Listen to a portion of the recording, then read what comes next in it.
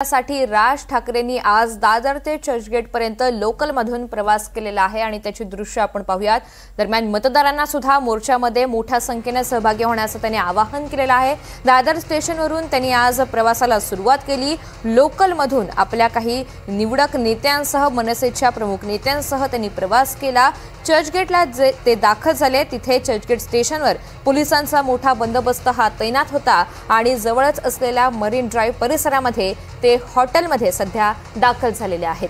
तर आज निवडणूक आयोगाविरोधात विरोधकांनी हा एल्गार पुकारलेला आहे। मुंबईमध्ये सत्याचा मोर्चा दुपारी 1 वाजता निघणार आहे आणि याच पार्श्वभूमीवर राज ठाकरे दाखल झाले। मात्र आज त्यांनी लोकलमधून प्रवास केलाय।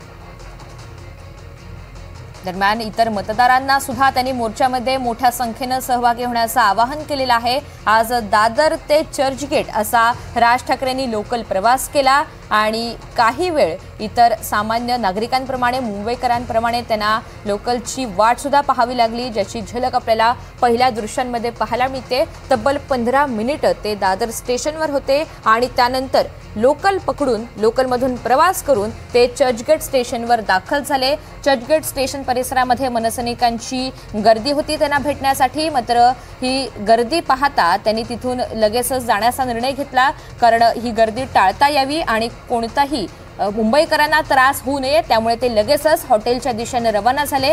सध्या ते हॉटेलमध्ये दाखल झालेले असून मनसेच्या इतर नेत्यांसोबत आहेत आणि तिथे ते चर्चा करतायत। काही वेळातच या मोर्चाला सुरुवात होणार आहे। अवघा 1 तास उरलेला आहे। दुपारी 1 वाजता या मोर्चाला सुरुवात होणार आहे। दुपारी 1 ते 4 या वेळेमध्ये मवियाचा आणि मनसेचा हा मोर्चा निघणार आहे।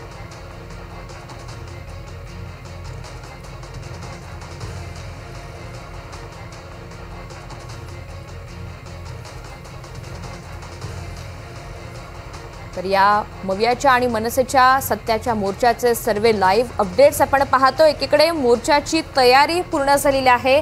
जिथे सभास्थळ आहे तिथे काही नेत्यांची भाषणे होणार आहेत, जिथे तयारी पूर्ण झालेली आहे। पोलिसांचा काही बंदोबस्त सुद्धा तैनात करण्यात आलेला आहे। दुसऱ्या दृश्यांमध्ये आपण पाहतोय राज ठाकरे ज्या हॉटेलमध्ये आहेत तिथे काही मनसैनिकांची गर्दी झालेली आहे त्यांना भेटण्यासाठी आणि राज ठाकरे नेमके कधी येतील याची वाट पाहत आहेत।